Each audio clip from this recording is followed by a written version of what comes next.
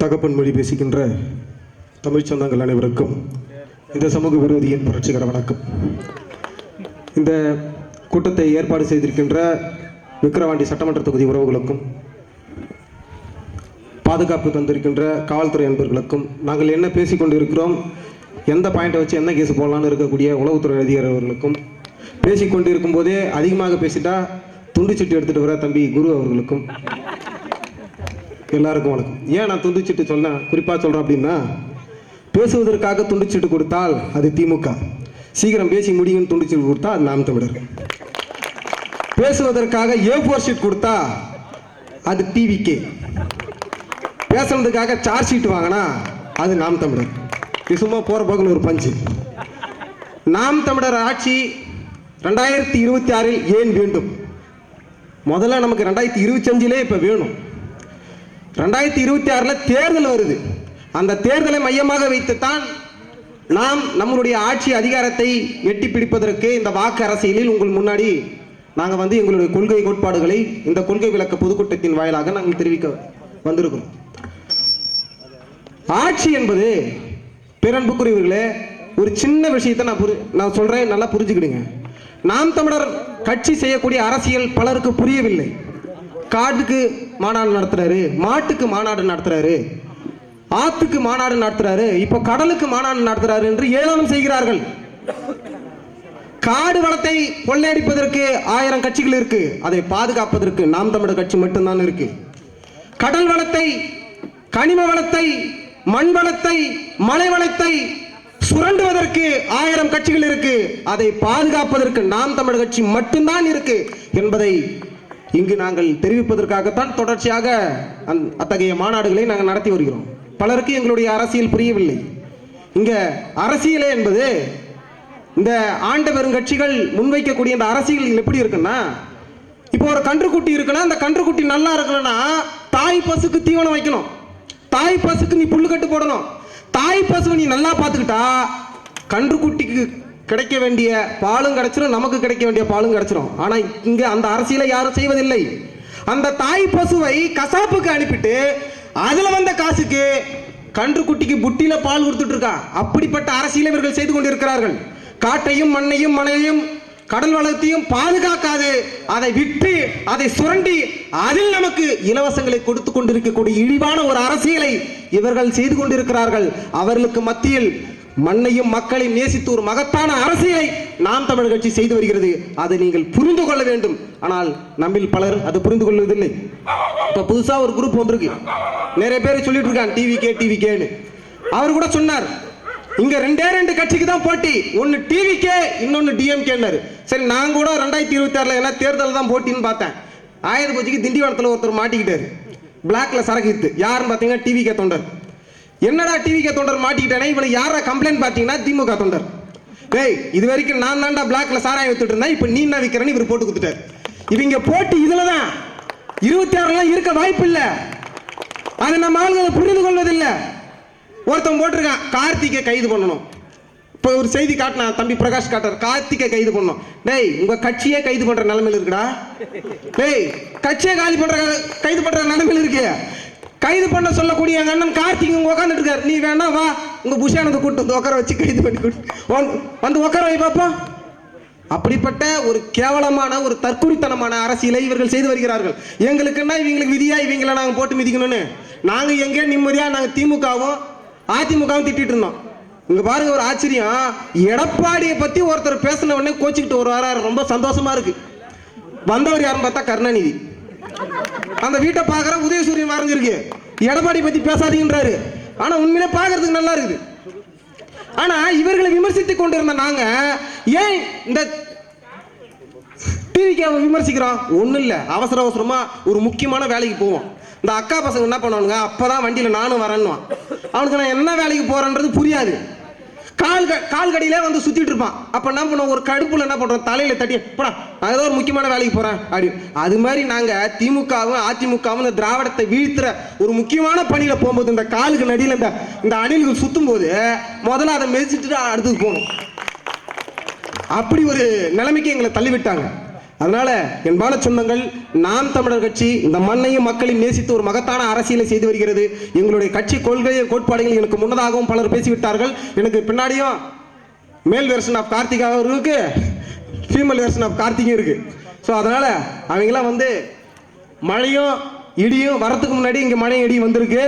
விரைவில் அந்த இடி முழக்கத்தை நீங்கள் கேட்க இருக்க போறீங்க. அதனால என்பான சொந்தங்களே, கடைசியாக ஒன்னே ஒன்று சொல்லுகிறேன். எங்கள் அரசியல் உங்களுக்கு பிடிக்கவில்லை என்றால் நீங்கள் சரியாக புரிந்து கொள்ளவில்லை என்று பொருள். ஒரு நாள் புரியும், ஒரு நாள் எங்களுடைய அரசியலும் பிடிக்கும். அன்றைக்கு ஆட்சி நாம் தமிழர் கட்சி பிடிக்கும். நன்றி, வணக்கம். நாம் தமிழர்.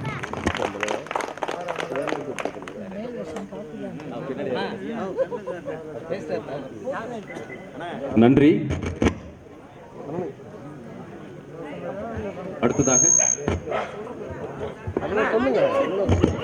அடுத்ததாக மாநில இளைஞர் பாசறை ஒருங்கிணைப்பாளர் கார்த்திக், இடும்பாவனம் கார்த்திக் அவர்களை பேச அழைக்கிறேன்.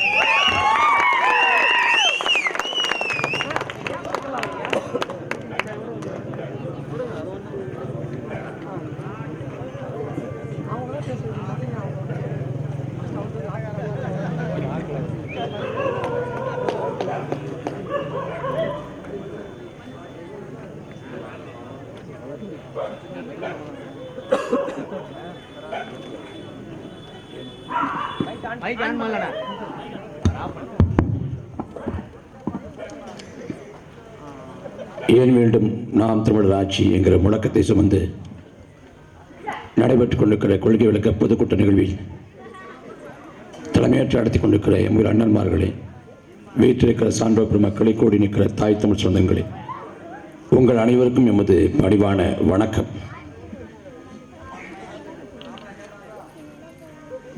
இந்த நாடு விடுதலை பெற்று 70 ஆண்டுகளை கடந்து விட்டோம். விடுதலை பெற்ற நாடு மக்களாட்சி நாடாக பிரகடனம் செய்யப்பட்டது. அந்த மக்களாட்சி நாட்டில் மக்களுக்கான அதிகாரம் என்பது வாக்குரிமை மட்டும்தான்.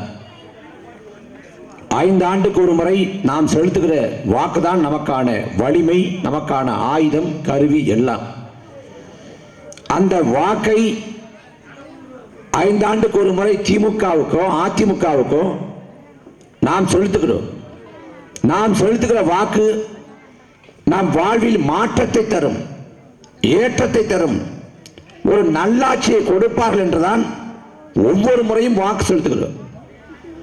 அப்படி 50 ஆண்டுகளுக்கு மேலாக திமுகவுக்கும் அதிமுகவுக்கும் வாக்கு செலுத்தாகிவிட்டது, வாக்கு செலுத்தியாகிவிட்டது. ஆனா எந்த மாற்றமும் அந்த பாடு இல்லை. மறுபடியும் திமுக, மறுபடியும் அதிமுக. எதற்கு இந்த கட்சிகளுக்கு வாக்கு செலுத்த வேண்டும்? எதற்காக இவர்களுக்கு அதிகாரத்தை தர வேண்டும்? உலகத்தை பார்க்கிற போது உலகம் முன்னேறி இருக்கிறது, வளர்ந்திருக்கிறது. வியத்தகு மாற்றங்கள், விஞ்ஞான வளர்ச்சி, தொழில்நுட்பத்தின் உச்சம் எல்லாமே தொற்றுக்கு. எல்லாம் ஏற்பட்டது மிஞ்சி போனா 20 ஆண்டு 30 ஆண்டுக்கு உள்ளது. நாம் பார்த்து வியக்கிற உழைப்புக்கு பெயர் போன நாடு ஜப்பான். அந்த ஜப்பான்கிற பெருந்தேசம் 2ஆம் உலக போர்ல வீழ்த்தப்பட்டுச்சு. அந்த நாட்டில் எந்தவித கனிம வளங்களும் இல்லை. ஒட்டுமொத்தம் முடிஞ்சு ஜப்பான் நினைச்சேன். உலக வரைபடத்திலிருந்து ஜப்பானை தூக்கிடுவாங்கன்னு நினைச்சேன். ஆனா அந்த ஜப்பான்கிற பெரும் தேசம் 40 ஆண்டு காலத்தில் உலகின் தலைசிறந்த நாடாக உயர்ந்தது. அதே போல ஆசியாவின் தீண்டத்தகாத நகரம் என்று வெறுத்து ஒதுக்கப்பட்ட சிங்கப்பூர்ங்கிற நகரம், அந்த சிங்கப்பூர் 33 ஆண்டு காலத்தில் உலகத்தின் தலைசிறந்த நாடுகளை ஒன்னா மாறியது. ஆனா தமிழ்நாட்டை திமுகவும் அதிமுகவும் 50 ஆண்டு காலத்துக்கு மேலாக ஆண்டிருக்கிறார்கள். தமிழ்நாட்டில் என்ன மாற்றம் வந்துச்சு? என்ன இங்கே ஏற்றம் வந்துச்சு? ஒண்ணும் இல்லை. வரலாற்றில் இல்லாத அளவுக்கு பேரிழப்பு. அன்பான சொந்தங்களே, 2000 ஆண்டு கால தமிழ் சமூகம் பின்னோக்கி போய் பாருங்க. எண்ணற்ற மன்னர்கள் வந்தார்கள், அரசர்கள் வந்தார்கள், படையெடுப்பை நிகழ்த்தினார்கள், போர் புரிந்தார்கள், சண்டையிட்டார்கள். வாதாபி எரிக்கப்பட்டது, மதுரை எரிக்கப்பட்டது, உறையூர் எரிக்கப்பட்டது. இந்த 2000 ஆண்டு காலத்தில் எத்தனை வன்முறை, எத்தனை உயிர் பலி. புத்த புத்த மடத்தை நொறுக்கினான், தேவாலயத்தை உடைச்சான், கோயிலை அடிச்சான், எத்தனை வன்முறை நிகழ்ந்துட்ட போதும் ஒருபோதும் இயற்கை வளத்தின் மீது கை வைக்கல. இந்த 2000 ஆண்டு காலத்துல வெள்ளக்காரன் 300 ஆண்டு ஆண்டான் இந்த நிலத்தை. நான் முன்னோர்களை அடிமைப்படுத்தினா, கொடுமைப்படுத்தினா, தூக்கிலேத்தினா, ஆனா ஒருபோதும் இந்த நாட்டின் இயற்கை வளங்கள் மீது வெள்ளைக்காரன் கை வைக்கல, மன்னராட்சி காலத்துல ஆண்ட மன்னனும் கை வைக்கல. ஆனா மக்களாட்சி காலத்துல நான் வாக்கு செலுத்தி தேர்ந்தெடுத்து ஆட்சி அதிகாரத்தில் ஏற்றி வைத்த ஆட்சியாளர்கள் இந்த மண்ணை வறட்சியாக மாற்றி எடுத்துக்கிறார்கள். வாழக்கூடிய நிலங்களை குறிஞ்சி, முல்லை, மருதம், நெய்தல், பாலை என்று 5 வகை திணை நிலங்களாக பகுத்தது தமிழனோட அறிவு. ஆனா இன்னைக்கு குறிஞ்சி குறிஞ்சியா இல்ல, முல்லை முல்லையா இல்ல, மருதம் மருதமா இல்ல, எல்லாமே பாலையாக மாறிக்கொண்டிருக்கிறது. காரணம், அருகாமல் இருக்கக்கூடிய மாநிலங்கள் நடக்காத அளவுக்கு மிதமிஞ்சிய வள கொள்ளை. அருகாமல கேரளாங்கிற மாநிலம் இருக்கிறது, 44 ஆற்றுப்படுகை இருக்கு, 44 ஆற்றுப்படுகை. அந்த 44 ஆற்றுப்படுகையில ஒண்ணு கூட மண்ணல்ல முடியாது. கேரளாவை காங்கிரஸ் ஆண்டாலும் சரி, கம்யூனிஸ்ட் ஆண்டாலும் சரி, யாராண்டாலும் மண்ணல்ல முடியாது. ஆனா தமிழ்நாட்டில் மண்ணை அள்ளி கொண்டு போவேன், அத்தனையார்களையும் மனக்கொள்ள.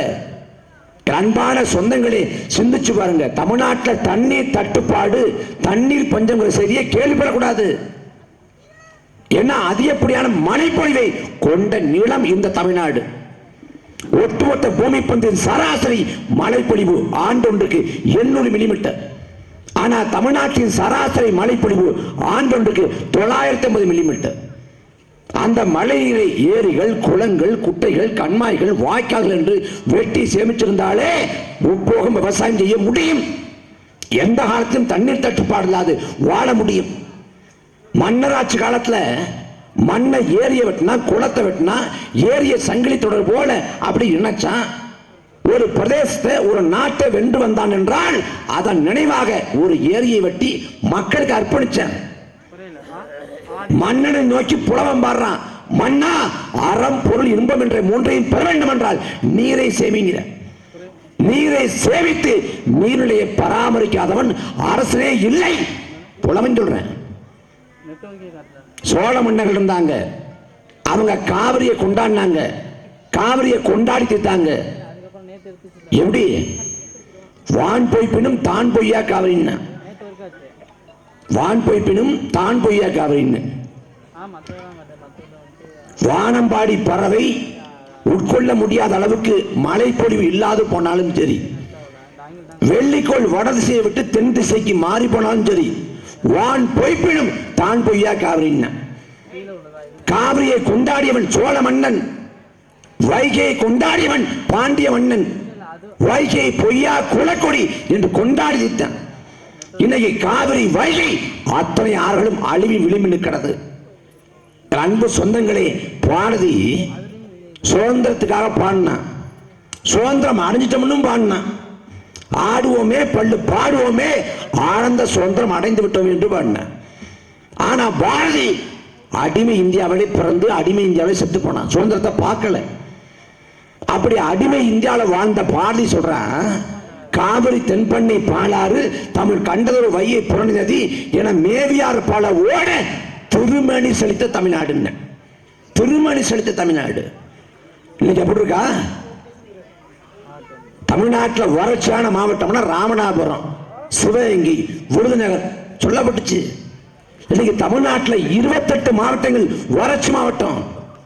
காவிரி படுகை தஞ்சாவூர், திருவாரூர், நாகப்பட்டினம் தமிழ்நாட்டுக்கு நெற்களஞ்சியம் என்று பெயரை பெற்று தந்தது காவிரி படுகை. அந்த காவிரி படுகையில தண்ணீர் தட்டுப்பாடு. என்ன செய்ய போகுது அரசு?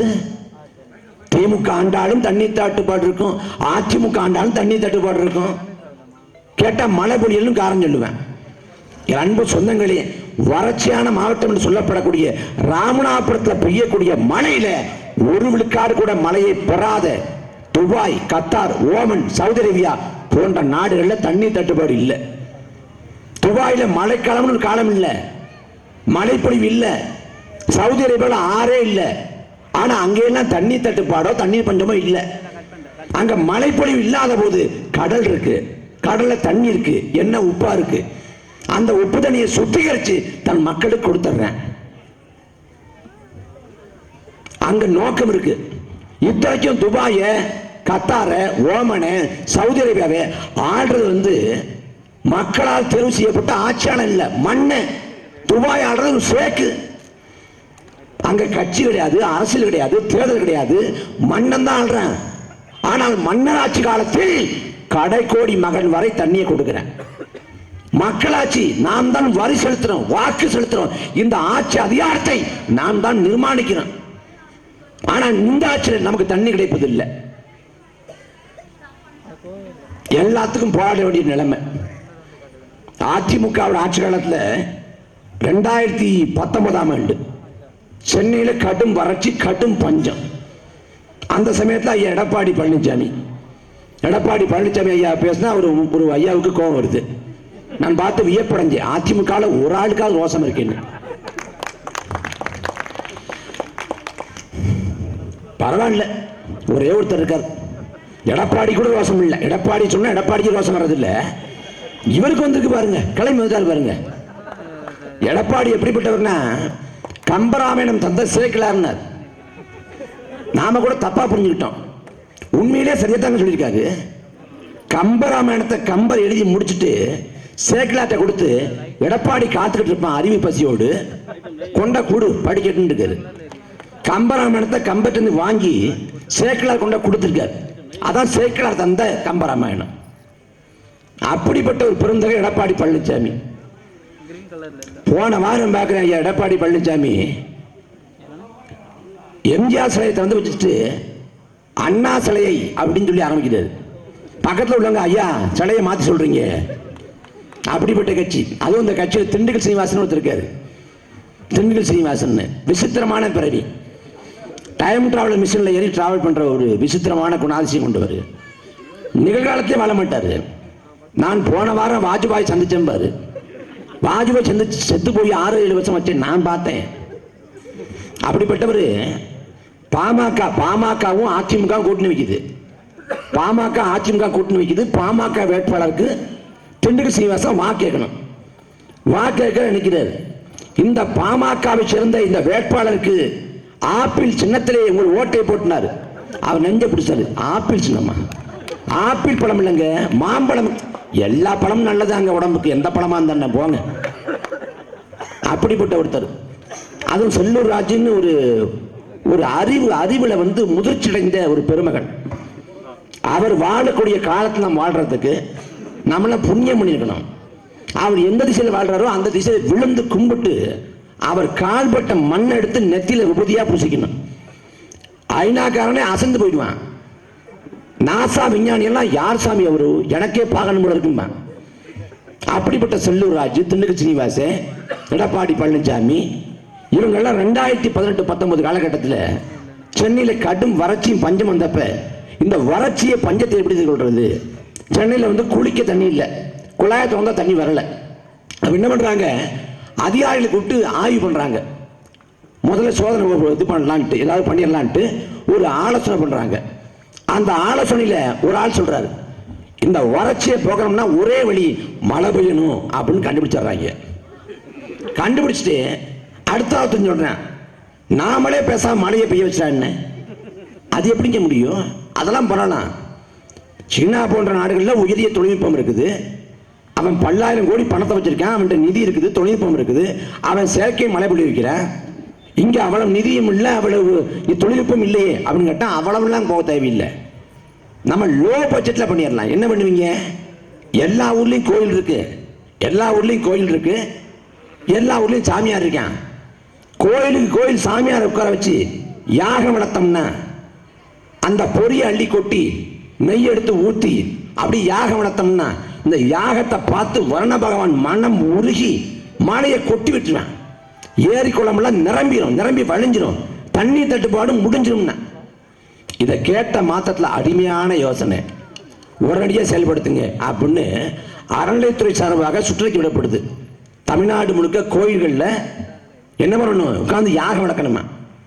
அன்பு சொந்தங்களை நாங்கள் தான் கேட்டோம், யாகம் வளர்த்தா எப்படா மழை வரும்? யாகம் வளர்த்தா புகை தான் வரும். மரம் வளர்த்தா தான் மழை வரும். நீ கழுதைக்கு திருமணம் பண்ற, கேட்டா என்ன சொல்ற? மாலை வரணுங்கிற. கழுதைக்கு திருமணம் பண்ணா கழுதை குட்டி தான் வரும், மாலை எப்படி வரும்? நீ எந்த நூற்றாண்டுல வாழ்ற? 21ஆம் நூற்றாண்டுல வாழ்ற. ஏஐ தொழில்நுட்பம் வந்துருச்சு இன்னைக்கு. அவ்வளவு தொழில்நுட்பத்தின் உச்சாணி கும்பல இருக்கக்கூடிய காலகட்டம். ஆனா இப்ப என்ன சொல்ற? பூனை குறுக்க போனா அபசகனம், பொன்முடி குறுக்க போனா அபசகனம் இல்ல, சிவி சண்முகம் குறுக்க போனா அபசகனம் இல்ல. ஒரு அப்பாவி பூனை யார் வீட்டுல மீன் குழம்பு வைப்பாங்க, கொஞ்சம் எலும்பு துண்டு போடுவாங்க, இல்ல அந்த மீன் முள்ளு போடுவாங்கன்னு காத்துக்கிற அப்பாவி பூனை, அந்த பூனை குறுக்க போனா அபசகனம். நீ ஒரு அவசர வழியா வெளியே கிளம்புற, பூனையும் ஒரு அவசர வழியா வெளியே கிளம்புது. என்ன ஒண்ணு உன்னை விட அதுக்கு முக்கியமான வேலை, உன்னை ஓவர்டேக் பண்ணிடுது. நீ பூனை கிட்ட தோத்து போயிட்டு பூனை குறுக்க போனா அபசம் நம்புற, பூனை குறுக்க போனா அபசம் நம்புற. பள்ளி விழுந்துச்சுன்னா மேல விழுந்து பள்ளி விழும் பலன் பஞ்சாங்கத்தை பாக்குற. எல்லாத்தையும் நம்பி துளைக்கிறது போல திமுகவையும் அதிமுக நம்பி துளைக்கிற. மறுபடி திமுக என்னங்க பண்ண போகுது? மறுபடி அதிமுக என்னதான் பண்ண போகுது? தமிழ்நாட்டை முதல் முறையாக திமுக ஆள போகிறதா? 4 ஆண்டு காலம் ஆண்டு கொண்டிருக்கேன். அதிமுக 31 ஆண்டு காலம் தமிழ்நாட்டை ஆண்டு முடித்திருக்கிறது. இவ்வளவு ஆண்டுகள் ஆட்சி காலத்துல திமுக லட்சம் தெரியாதா? அதிமுக லட்சம் தெரியாதா? 2021 ஐயா ஸ்டாலின், நாங்கள் வந்தால் விடியலை தமிழ்நாட்டு மக்களுக்கு தேடி தருவோம், விடியலாட்சியை தருவோம், தமிழ்நாட்டு மக்களின் இருளை போக்கும் என்று வாக்குறுதி கொடுத்தார். நாங்கள் வறுமையை ஒழிப்போம், ஏழ்மையை ஒழிப்போம், வேலையில்லா திண்டாட்டத்தை ஒழிப்போம், தமிழ்நாட்டில் உட்கட்டுமானத்தை பெருக்குவோம், எல்லாவற்றையும் சரி பண்ணுவோம் ஐயா ஸ்டாலின்.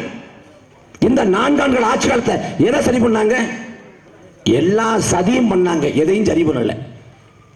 இதே கள்ளக்குறிச்சியில ஏறக்குறைய 60 பேர் இறந்து போயிட்டாங்க. கள்ளக்குறிச்சியில அந்த கள்ளச்சாராய மரணங்களுக்கு யார் பொறுப்பு? தமிழ்நாட்டை ஆண்டு கொண்டிருக்கிற ஐயா ஸ்டாலின் தான் பொறுப்பு. வேற யாரு பொறுப்பு? யார் பொறுப்பு? இந்த ஊர் இருக்குன்னு வச்சுங்களேன், இந்த ஊர்ல ஒருத்தர் தள்ளுவண்டி கடை இல்ல ஒரு பக்கோடா கடை போனா கூட காவல்துறைக்கு உளவுத்துறைக்கு தெரியாம பண்ண முடியாது. இது சத்தியம். அப்படி இருக்கிறப்ப அந்த கண்ணுக்குட்டிங்கிற ஒருத்தன் தான் கள்ளச்சாராயம் காய்ச்சிருக்கான். கள்ளக்குறிச்சியில கண்ணுக்குட்டின்னு ஒருத்தன். அவன் இதே போல ராத்திரி கிளம்பி போய் டவுனுக்கு போய் அந்த கள்ளச்சாராயம் காய்ச்சிருக்கான பொருளை வாங்கியாந்து விடிய காலம் உட்காந்து காய்ச்சி காலையில எல்லாருக்கும் விற்பனை பண்ணி மதியம் எல்லாரும் குடிச்சிட்டு சாயங்காலம் செத்து போகல.